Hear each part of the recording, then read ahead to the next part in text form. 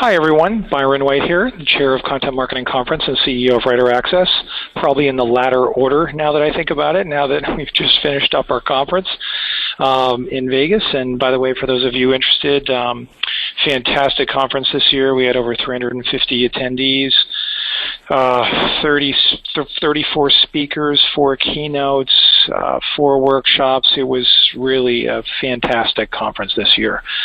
We just about doubled our size of both attendees and speakers. Well, actually went from like 24 to 34 plus 4. So yeah, you get the idea. But a tremendous success, and we're already planning actively our conference next year. There may be a few surprise announcements about the conference next year that you'll all be in tune with. So thanks very much for the support on CMC. And today's guest was actually a speaker at CMC, and by the way, a popular speaker at CMC. So we're pleased to announce or to have you meet and greet David McInnes, the former founder of PR Web, a small, tiny little giant of a company that's gone on to do incredible things, both under his tutelage as well as after he had sold the business. But he's now the founder of Cranberry, which is its own empire, if you will, not necessarily growing cranberries, but doing things in the content marketing space. And I've known David for many, many years, and he's going to talk with us today about something critical and important, namely content amplification, which I think is a super hot topic these days. We've all joined the content marketing revolution, shall we say. We understand it, we get it, and we're beginning to understand how storytelling and quality content is the driver for engagement and conversion. But it's a question of how do we get the words out and the sales and revenue in. So that's the challenge, and content amplification plays a big role in that. So before I introduce David, let me just show you a couple things here. This webinar is being recorded, and we will be sending out an email with a link to the recording as well as a link to download the slides. We're going to try to have 15 minutes of Q&A at the end of things, so I can pick David's brain about the future and even some blast from the past questions about where the PR world might be going. I'd love to ask him few questions there and use his expertise and perhaps frustration you might learn about what's happening in that space. Love it if you'd share some tweet love with the hashtag #RightOn. And without further ado, David, how are you? Welcome. I'm doing well. Good, good. Everybody knows me, but maybe you could just share some light, for us all on who you are and what you've been doing in your think tank mode since launching Cranberry, and really why you chose to get into this space. I'd love to just learn a little bit about that from you. Why Cranberry? What are you up to? Well, let's back up to PR Web a little bit. PR Web was essentially a content marketing platform for press releases, right? We didn't call it that back in the day, but when you think about it, everything online is content marketing in some form, right? SEO, social, whatever, anything used to promote content. So we were really a content marketing platform for press releases, and our objective was to get a press release out in front of as many consumers as possible. Yeah, we did the media thing. We sent it off to media. We had direct inroads to media outlets, but where we saw the most traction on the service was with our ability to get in front of an audience. And so I sold PR Web, and my shackles came off a couple of years ago, and I could go back and look at entering the press release space again, and it was really messy. There have been some issues with PR Web and some press releases that went out. And Google was not giving the love to press releases that it once did, and so there's a lot of players in the space, and I just didn't see the value in going back into that arena again. Plus, I also noticed that as I went around and tested all the platforms again, that most press release platforms were giving about a 1-day bump, right? We used to talk about a 28-day news cycle, and that had shortened up really significantly to about a day, we talked about it internally as the lifespan of a mayfly, right? Just about a day and a half, and then your story is nowhere to be found anymore. And so I decided to get back into the amplification business for press releases, and that's how Cranberry News marketing was formulated. And as we developed the software for amplifying press release content, I realized that, hey, this has implications for other kinds of content beyond just press releases. It could amplify blog content or video content or social media content. We've amplified all sorts of social media even with our platform. So that's kind of where we are today with Cranberry. Good stuff. A new kind of way of thinking about engaging people with content. And good stuff. Yep. I want to move right to the presentation because everyone's dying to hear a little bit from you and your presentation today. So I'm going to change the presenters, everyone, and quickly scoot over to David. And David, without further ado, the baton is yours. Hopefully this works. Show my screen. Does it not work? Kaboom. Is that working? You're good? There we go. Yep. Okay. So I want to talk about, I think we reviewed this a little bit, PR Web to Cranberry, and actually we're now amplifying audio content. So we have Cranberry Radio. That is a rebranding of Webmaster Radio, and Darren and Brandy Babin did a good job on that for a lot of years, and Webmaster Radio is now Cranberry Radio. And nice. Invite people to listen in at cranberry.fm. Nice. And, okay. So I just want, before we start, to acknowledge kind of two really important books that have really kind of shaped my thinking about the content marketing space. And one was a book that Brian and Jeffrey Eisenberg wrote way back in 2000, must have been 2005, I think, because I was still at PR Web. We were actually working with them to bring their persona architecture platform to PR, and the company sold. I sold the company before we could actually finalize that integration, but this has had a real major influence on the way I think about engaging with readers and consumers.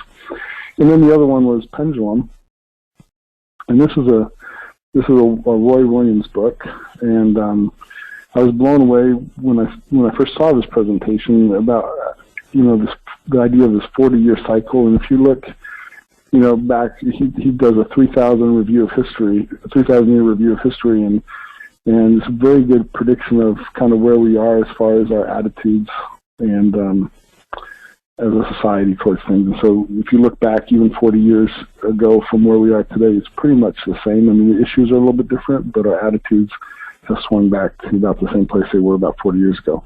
So very, very interesting read, but it helps you when you're going to craft content or talk to an audience to know kind of where the societal trends are heading. So I'll talk to you, the belief is, when we're creating content, right, and the frustration is that nobody has time anymore, right? Our customer has I've heard it said many places, right, that we have half the attention span of a goldfish, which is to say not very, very long, and that we have an attention crisis. The truth is, we have a relevance problem, right? If you examine your own life, we have plenty of time for the things we care about. So the problem isn't time, the problem is relevance. And so our challenge is to make our content and to make ourselves attention worthy. We have to answer the question, why should I care as a customer or a reader or audience member? Why should I care about what you have to say? And once we're attention worthy, right? Once we matter, then so this is our new reality, is that we are in the business of relationships, right? And the question is, does our content strategy support this new reality of, we're not just talking about transactional approach to content marketing. We're talking about actually developing long-term relationships and using content marketing to add depth to those relationships and to create new relationships.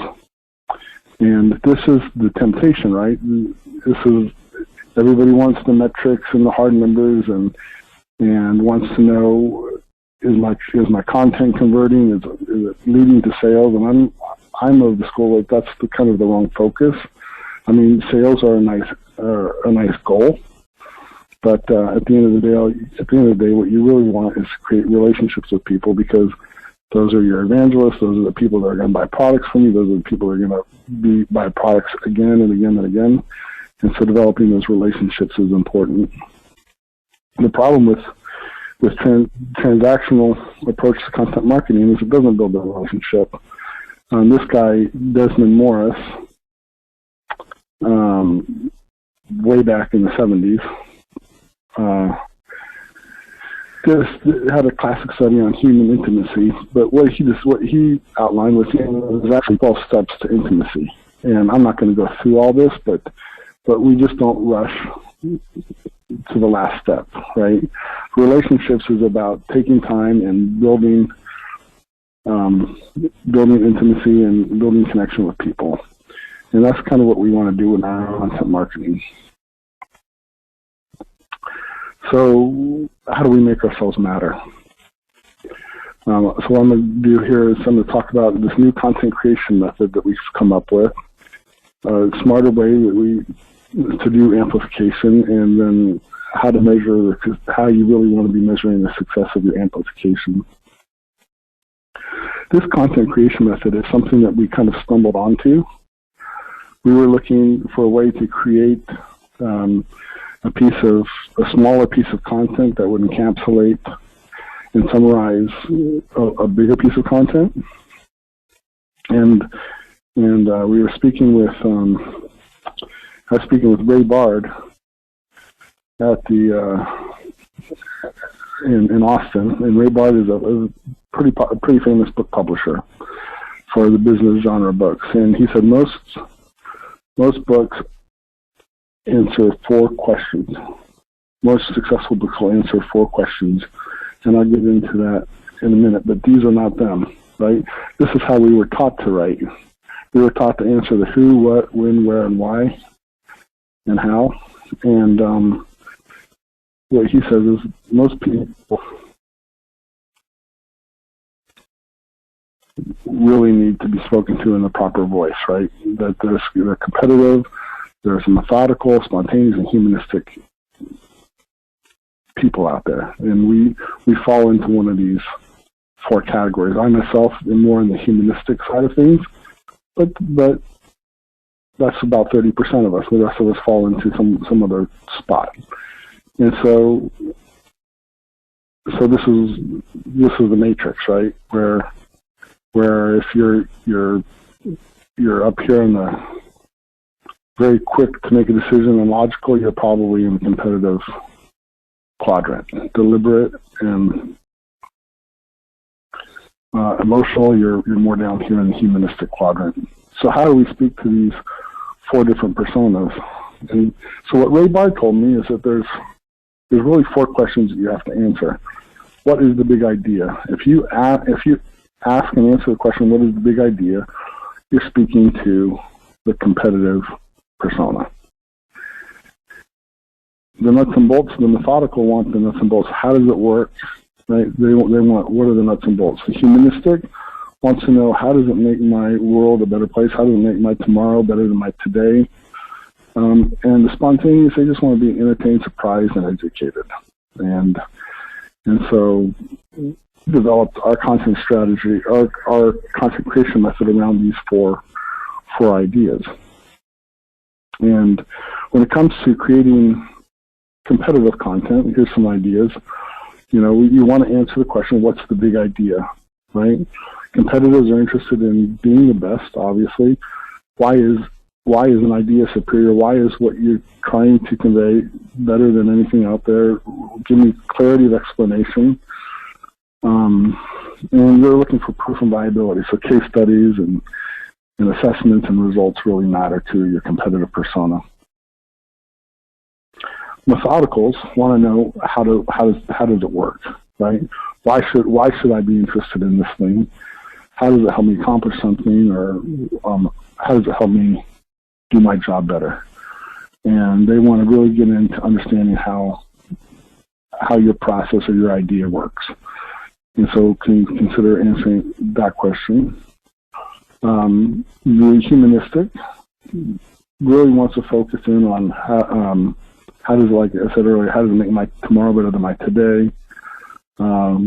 Consider sharing examples of triumphs of ordinary people. You know, put the spotlight on a customer is a very popular approach, right? When you're creating content, it's actually powerful for a number of reasons. It's a great way to create evangelists. But if you can talk about your company and your products and services in the context of an actual customer, that's always very powerful, and it really speaks to the humanistic. The spontaneous, the kinder, I don't know if unless you're from Canada, it probably doesn't mean anything to you, but it's the equivalent of a Cracker Jack. So there's a little toy inside that piece of chocolate. But anyway, so the kinder is, they want, the spontaneous wants entertainment and surprise. So you want to avoid the cheap shots. Vulgarity and sexuality are too easy, so eliminate those, and those don't build relationships anyway. Think about how simple word choice can challenge creativity. We'll talk about this towards the end, but even in the image selection that you talk about, and it works the same with words. Black and white, color is the vocabulary of reality, and so if you could keep things black and white and leave a little bit more up to the imagination, spark interest with your words. Is there something mysterious you can share? Think about how you can engage on an entertaining level. And so that is the essentials of our content creation method. So we asked those 4 things, and we didn't set out to create this new method of creating content. We were trying to answer a specific question of how do we create an ad unit to promote content. But we realized that it's actually a great way to sit down and approach the content creation process. When we sit down to write a blog post, we'll sit down and ask ourselves those 4 questions. And maybe we only answer 2 of them in a specific blog post, because we're only really interested in reaching 1 or 2 of those personas. Another tip is obviously keep it short, right? We like content. We like to promote content, 300 to 500 words, especially early on an engagement cycle where you're really trying to engage and build a relationship. You want to be really respectful of people's time and keep the important stuff on the top. Keep the reader moving down through the content for the details. And that's press release 101, but it really works for all forms of content, even video content or blog content as well. And so now we're going to talk a little bit about amplification. And this is what we know of amplification, right? Is this little 6 or 8 pack that resides under blog posts and taboolas and outbrains of the world, and what we've gotten sucked into this whole idea of Buzzfeeding images and headlines, where the most important thing to us is the click. And that's okay if you're comfortable with that number there. And you've seen that number in your analytics, right? You're at about, if you're using Taboola and Outbrain and you're Buzzfeeding your images and your headlines, you're at about an 89% bounce rate. And David, I want to ask you about that. That 89%. So you're suggesting of the traffic you drive through a BuzzFeed ad, which you're paying for, is going to get an 89% bounce rate on the site. So you're going to pay for clicks. So almost 90% of the traffic you get is going to disappear quickly, almost instantly upon arrival on your page. Is that correct? Right. Yeah. And that's not just Buzzfeed, but I'm calling out Buzzfeed because it's what we've adopted as our way to get clicks, right? When we're asked to report on traffic, what we want to do is report a big number. Hey, we got 2,000 or 3,000 people visited our website, and it cost us 45 cents a click, and isn't that great? And then we realize, no, we had 89% of those people or 93% of those people bounced and didn't do anything. And so that's the dangerous part, where we're going to end up paying a lot more for traffic than we want to pay for traffic. So I'm going to talk about bounce rates. Here's the math, right? If you take your cost per click, so if you're paying 45 cents per click, and you subtract your bounce rate from 1, so 1 minus the bounce rate, cost per click divided by 1 minus the bounce rate will give you your true cost per click. So if you're at 45 cents per click and you got a 90% bounce rate, you're really paying $4.50 per click, which is pretty significant. And one quick question for you again. Sorry. When you say true cost per click, so how are you defining that 10% that's good? Are they converting, or are they just not bouncing immediately? They're not bouncing immediately, right? So your conversion number your conversion number could even be higher. Could be even low. Like Your cost per conversion could be, $45, right? Fair enough. Yeah. These are the $4.50 for somebody who has engaged with your website, has moved on to another page in your website. So we obviously look at page views per visit and things like that as well. Yeah. But just on a pure bounce rate level, $4.50 per click is pretty high, right? Yeah.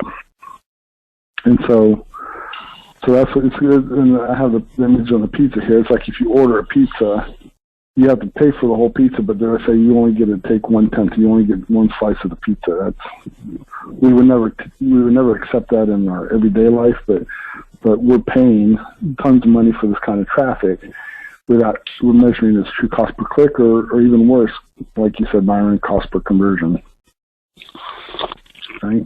So that's why other metrics matter as well, right? And so it's not all about the dollars. It's overall business health, right? You know if what you're doing is feeding the business and the things that you're gaining traction. You just know. Your employees know it. You know it. We look at pages per session, time on page, and time on site. And so you're expanding. To note that this metric here is only talking about your bounce rate, but the other stuff matters, right? Page per session, etc. And when you're doing your analysis, are you comparing the amplification platform or, where you're pushing your content? And are you comparing lots of data like, true cost per click, time on page, repeat visitation? How are you doing it? Well, you're going to get to that in a little bit, but while we're sitting on this page and then you've got all these other metrics to watch, why is that relevant? Why is that something you need to study very closely when you're reviewing different amplification platforms and distribution channels that you could select? Well, so even our platform isn't perfect, right? We're running about a 40% bounce rate or 50% bounce rate on some traffic. I mean, that's just the way it, you can only get so close to zero. But our goal is to help people drive that bounce rate down significantly. It means you have a better engagement, better click through to better forward movement through the website, better conversion, and those are the kinds of things we're looking for. I don't know if that answers your question, but Totally. Yep. That's cool. Okay. So here's the issue, right? Is try this instead. We like to talk in terms of pre-bouncing our traffic, right? Let the publisher absorb the bounce. So when you're paying, we don't buy CPC traffic, we buy CPM traffic, and we let the publisher absorb the bounce, right? So if you have your 3-pack, your links that are on the page, and it's like pick a door, right? Which door do you want to open? And now pick a door, right? So our objective is to actually provide as much honest, upfront information to the reader as possible. And you don't need to use our platform to do this. You do this on your own. Just don't try to trick the click, right? If you're honest up front with what you're providing, then you'll have better engagement and lower drop off. Right? And this is how we do it. And this is one of our ad units. We call it a content gist because it provides the gist of the content. But if you look at it, really pretty careful, you'll see that we talk about, the first headline or the first item is our big idea. The second item is our nuts and bolts. The third item is our hope statement, and the fourth item is our spontaneous. So we have something in there for everybody, and it ideally works together to tell the story of the content that's behind the click, so that when somebody clicks on it, they have a better idea of what they're expecting. And we do a lot to make sure that matches, right? Here's another one, right? So our idea here is start at the publisher level. However you do it, provide a window into your content. Okay. We get this David, question. your contention. Can you go back to that example for a second? Yeah. So your contention, as you compare and contrast this with, say, a Buzzfeed or content.ad, or which basically is showing an image and a little teeny headline with maybe 6 words. Your contention is that by giving a better teaser, if you will, and a better sense of what someone will get to, will weed out the noise and improve your true cost per click, right? Like that's the assumption. That's it. We want to be honest with we want to be honest with people. We want them to know what's behind the door. Yeah. That's the idea, right? Yeah. Because nobody likes to click on something, and then when they get there, they're shut down click trails, and they don't know what. It happens to us all the time, right? We don't know what's the forward, what's the next button, and what's an ad, right? How do publishers? Do that, here's a crazy question: how are publishers, responding to that? Because if you're providing as much information so people are getting an exact sense and they're clicking less, isn't that less revenue for the publisher? Potentially? We're buying, yes. So for the publisher, it is. We're buying CPM traffic. So we're not buying cost per click traffic, right? So we take that off the table immediately with our model. Got it. We're okay. We're okay if all you're able to do is present your message and somebody decides it's not for them at that moment. At least they've gotten exposure to your brand and they've gotten it in the context of a website that's credible to them that they frequent. That's good. It's better if they click on it and engage with it, but you don't want to pay for traffic that doesn't convert. So this is how much should I spend on traffic, and this is really interesting to me. I working with a company a couple months ago and looking at their blog cycle. They write 4 or 5 blog posts a week, very prolific. It's in the supplement space, and they're writing a lot of content, and it's good stuff. And they gave me access to the analytics because they wanted to know what we could do to help them amplify it and promote it. And when we started digging down into all their blog posts, I think the highest number of page views that any particular blog post had to that point was 7, right? So they're creating all this content, but they're not putting any kind of marketing or promotion budget behind it. For Pete's sake, whether it's Facebook ads or you have so many options, promote your content, right? You're paying somebody to sit behind a desk and write 4 or 5 blog posts a week. Put some money into promoting that content and getting it out there. Social won't carry all the water for you. And not everything resides in social. And there are many people that like to believe it does, but it doesn't. The display web and the mobile web are still very active, and that's a good entry point for content getting into social. Is having it on the display web, on the desktop. And so spend some money to promote it, but wherever you promote it, just spend some money to promote it, because it's really frustrating to see all this content that's getting created and nobody's seeing it because nobody's putting any marketing muscle into promoting it.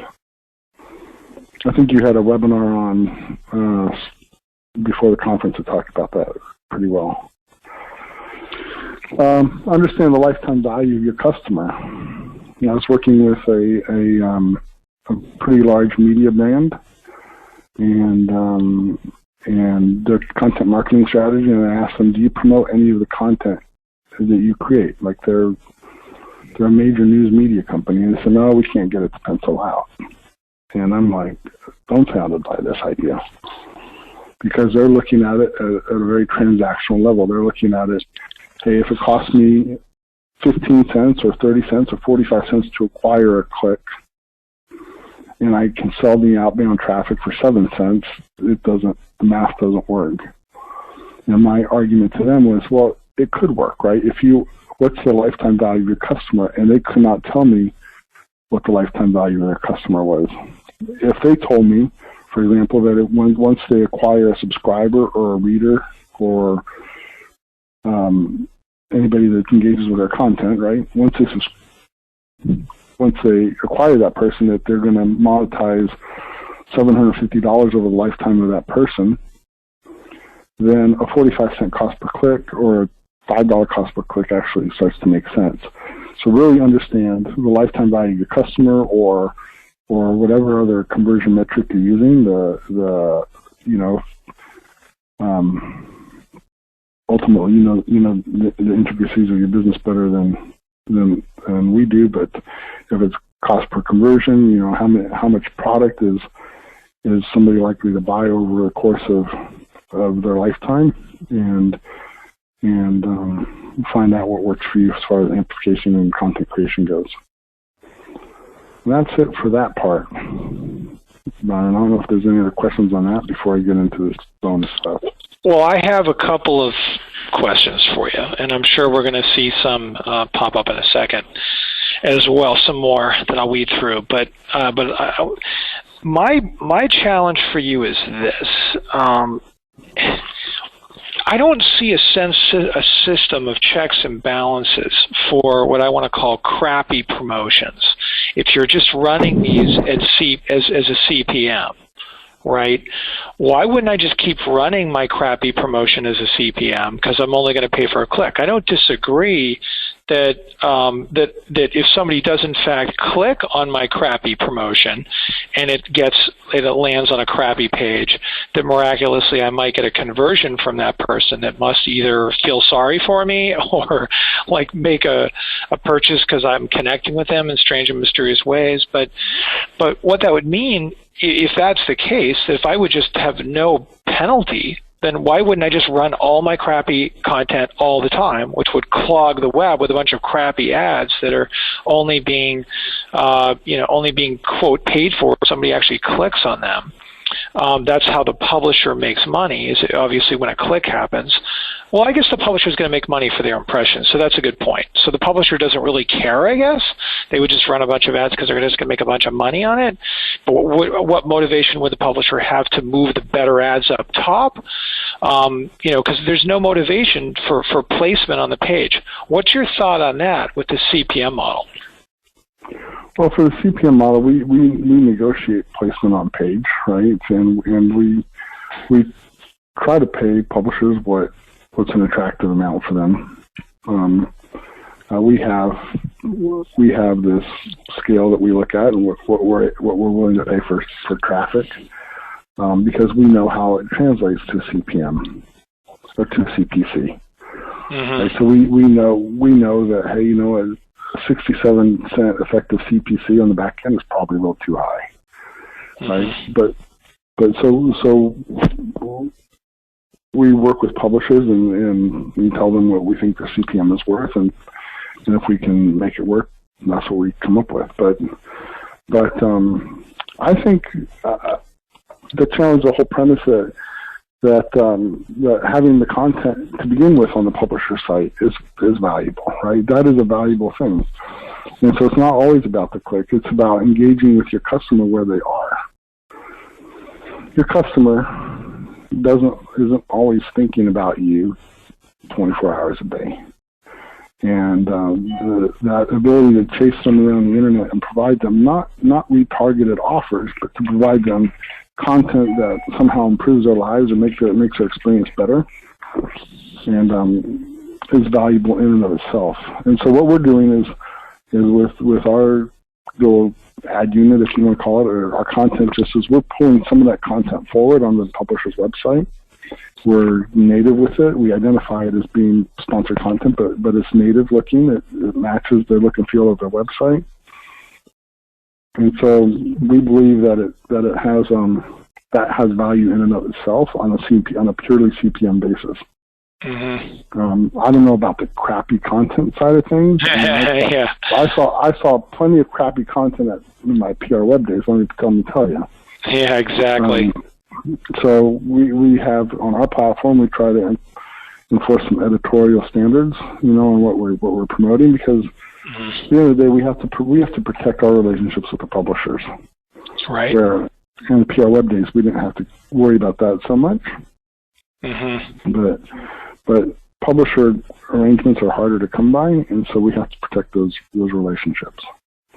David, do you ever see a day when publishers could be rewarded for conversion and to just almost knock out CPC and CPM altogether? I mean, think about it. Publishers know their audience much better, and they could place bets on what ads might resonate well with their customers, and they'd be more motivated to get ads in front of their the right target audience on their group if they were motivated with what happens post sale, including potentially tying them into conversions, residual conversions for repeat buyers, almost affiliate program on steroids for publishers being matched up. Could you ever see something like that working in your experience? I could, as the industry is moving more towards the sponsored content idea. Yeah.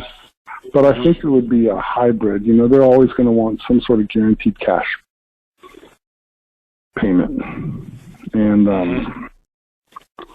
but as you're working with sponsored content, if you're working in sponsored content arrangements where they're hosting the content and they have a little closer relationship with the actual advertiser, I think you could potentially see some of that.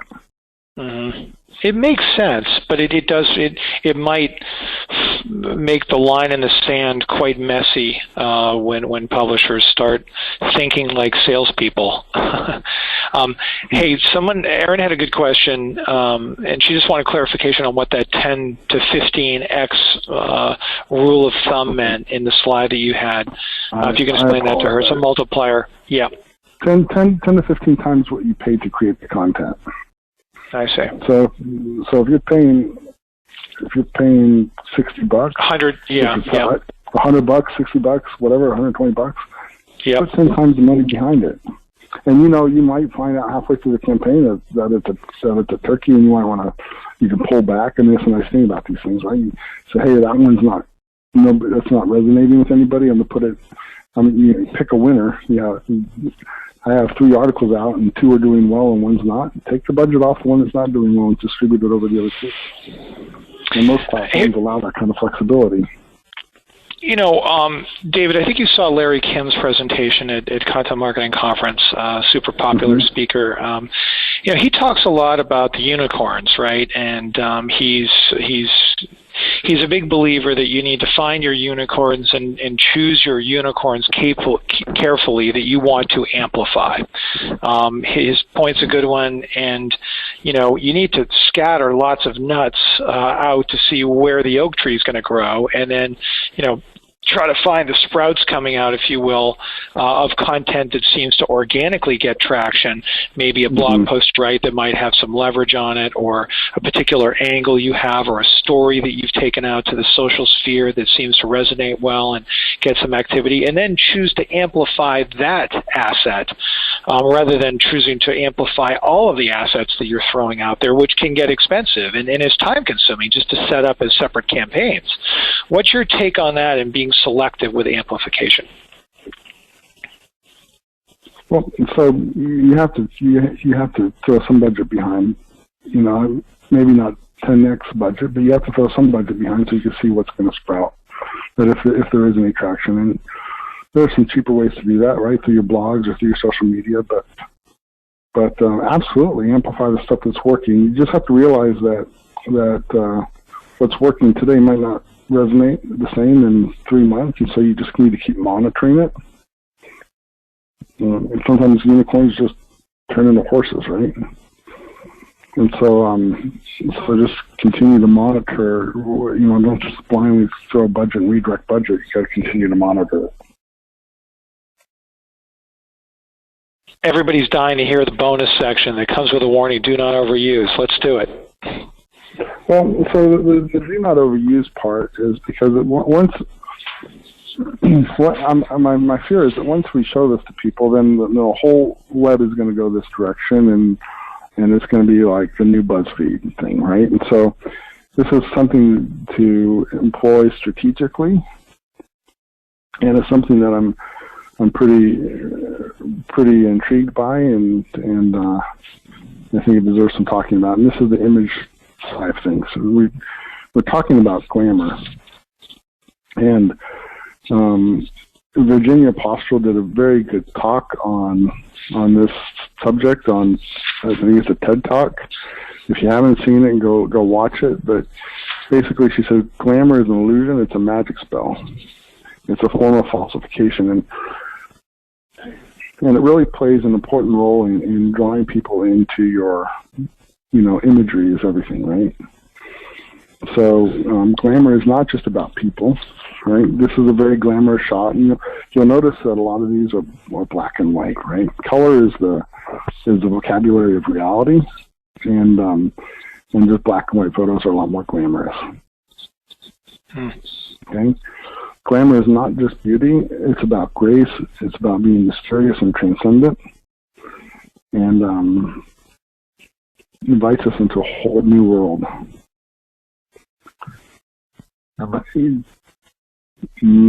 People can read, right?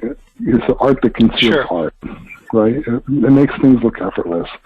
When you see a guy jumping off of a cliff in a wingsuit, realistically that you can't do it, but it's graceful because he makes it look effortless, right? It's about editing. It's about providing a sense that you can see yourself participating. And she gives the example. Is your tie-in with Virginia to create content that looks like it was effortless and how it was created? Is it to raise the game of your presentation? Tell us your tie-in there. Well, I guess the tie-in would be to when you're choosing images or when you're writing content, to actually present it in a way that where your reader or your audience feels like they can see themselves involved, right? So here's a few rules, right? And you can use shadows in written text as well, right? And shadowing speaks to present consequences, right? So when you're choosing images or when you're choosing vocabulary, if you think about present shadows equal present consequences, and silhouettes speak to future possibilities.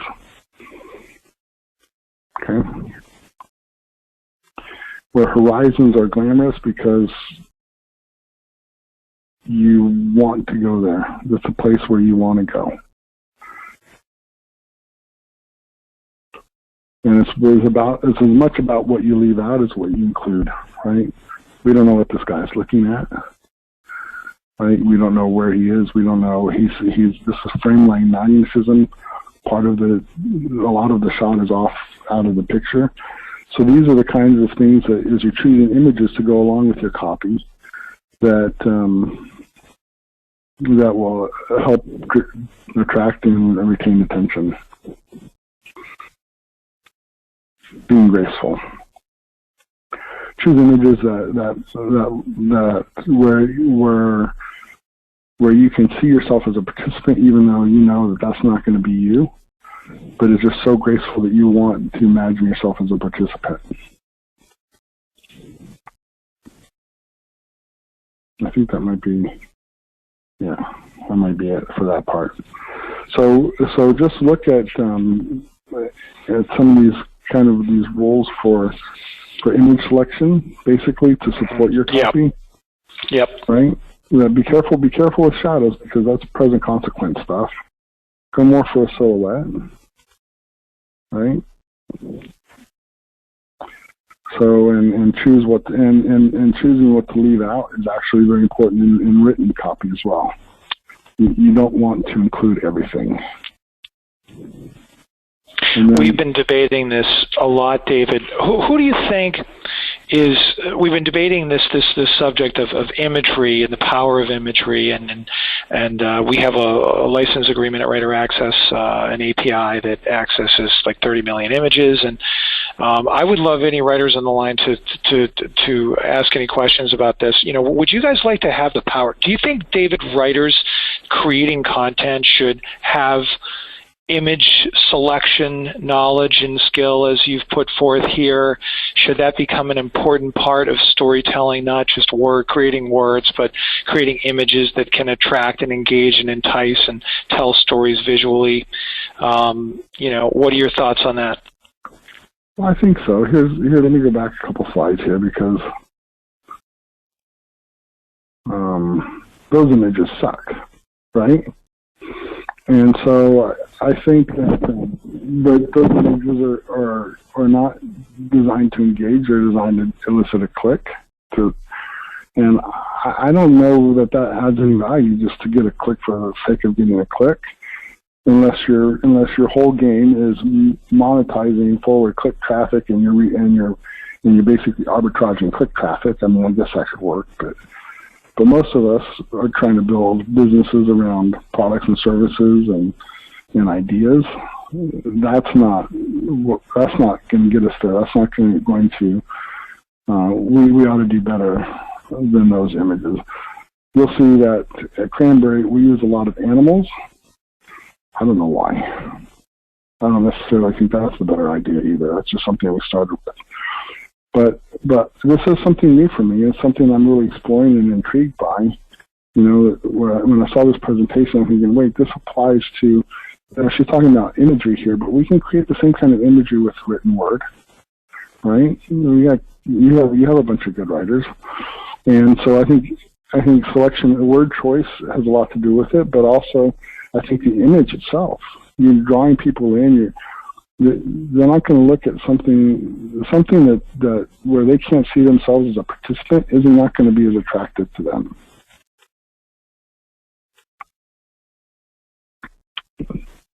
Specifically in this part here, choosing what to leave out. When you see rooms that are, Virginia talks about when you see rooms that are staged in magazines, none of them have electrical cords, right? So it's a completely wireless world, right? Because cords aren't glamorous, right? Cords, nobody likes those, and so they're edited and they're left out. So choosing what to leave out is as important sometimes as what you're going to include. And then I guess I have this thing here, and this is something that we're launching, and it'll be available by the end of the week, but we did the programming on it yesterday. We're just adding some more vocabulary to it, but it's a persona calculator. And this is really interesting where if people want to actually just copy and paste their content into this persona calculator, we'll tell them what parts of it are competitive, what parts are humanistic, and this calculator actually grades that on using some math and some algorithm that we came up with, but it's actually pretty compelling. So I invite people to just go. That's a free tool. We don't charge for it. And what is it going to tell us? We want evangelists. We want people to say, "Here's my copy," and guess what? It's highly competitive copy. Or we want, ideally, we would have copy that had a good balance, right? That could speak to, there's something in there for everybody. Competitive, humanistics, methodicals. Tell us a little bit about the algorithm behind the curtain there. Give us an example of why a word or phrase might trigger you to make a conclusion. So, well, a lot of it's context, and you know, when they told you, I was just telling my son this morning. I said, when they tell you in math class that this stuff is important to you, and you roll your eyes and you think it's not important to you, some point down the road, in my case, 30 years later, right? It didn't matter because we were able to use the point slope formula to come up with a pretty good algorithm for determining persona.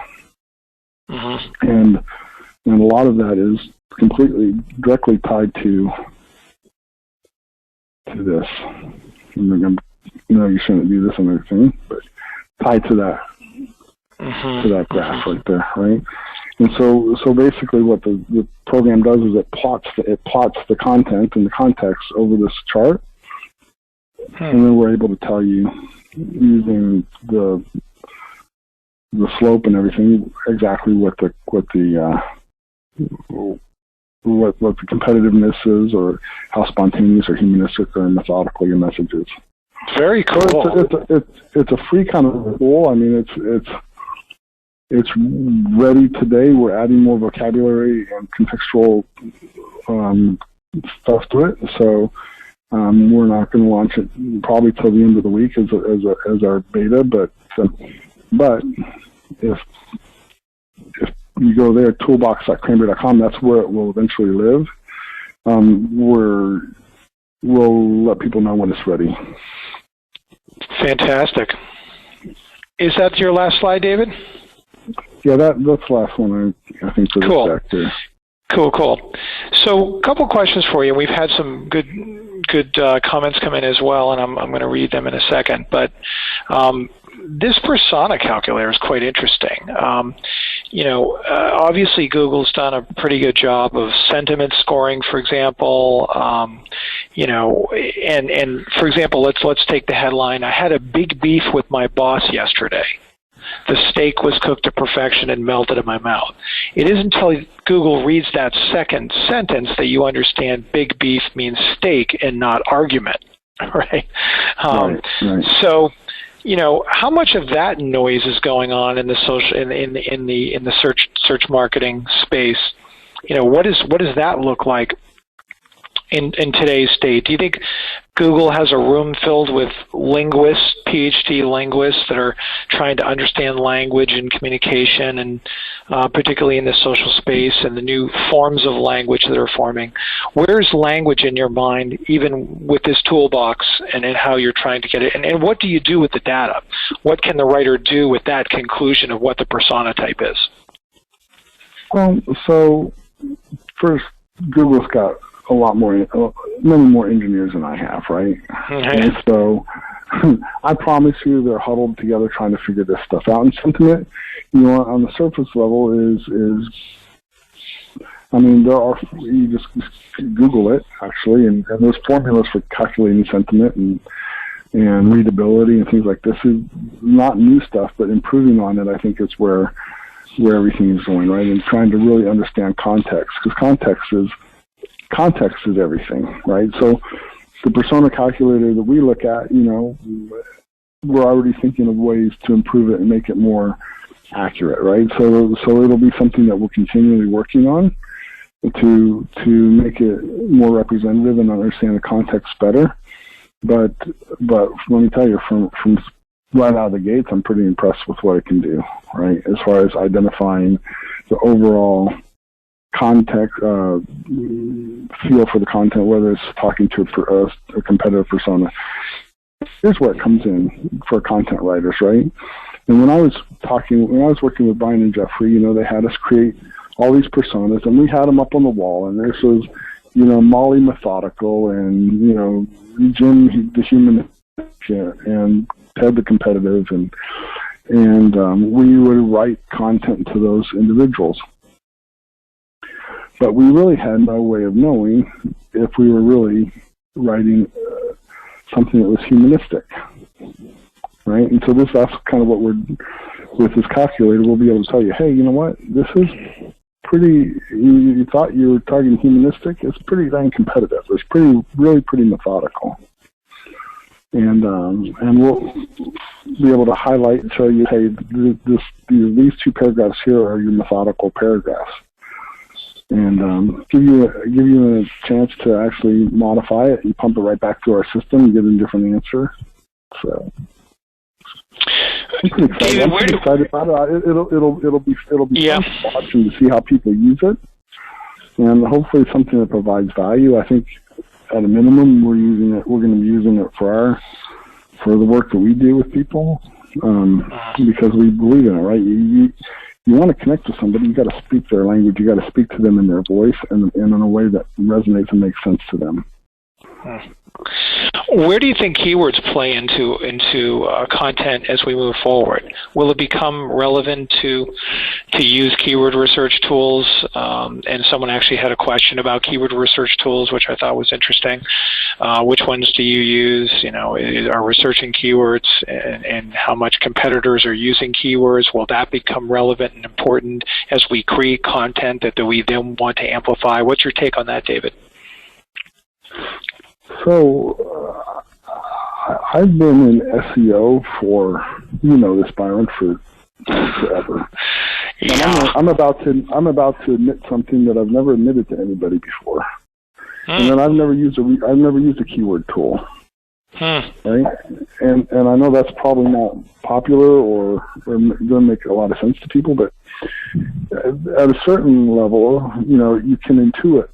You know, if you know your space and you know your product, you can intuit the most important keywords and the messaging that you need to have in your content. I think it plays. It's going to take second chair to context and to answering questions that people are really wanting answered. I would try, instead of focusing on keywords, try to focus on answering questions. And I don't know, we've probably all seen the site, but answerthepublic.com or whatever. Very good place to start, right? So you type your keyword in, or your concept in there, and you can see what kinds of questions people are asking around that topic. But focus more on answering questions rather than trying to be too clever.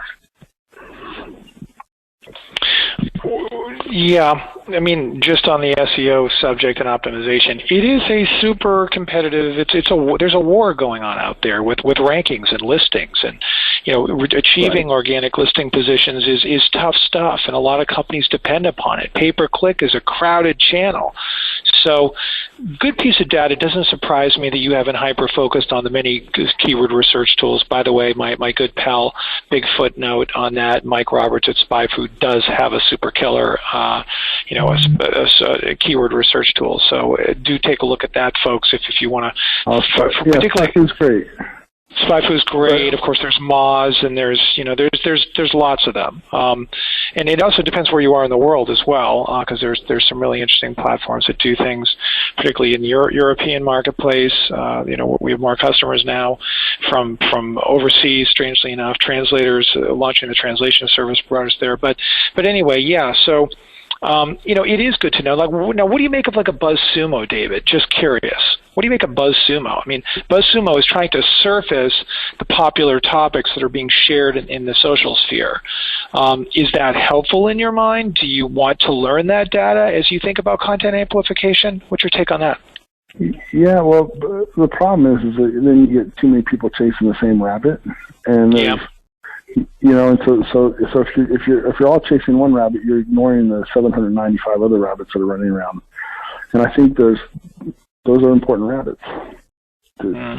Yeah, and and that goes with all techniques, right? And that's if people are saying, hey, these are the top 5 buzzwords, the top 5 keywords, and everybody's optimizing for the top 5 keywords, then they're ignoring really fertile ground elsewhere. And I think that rather there's probably more traction to be had in pursuing a really good content strategy. Those are the social signals that I think matter more to Google than anything else right now. Is, hey, how engaging is the content? Is it being forward shared? Is it? I think those kind of things are probably more important to Google than the actual keyword stuff.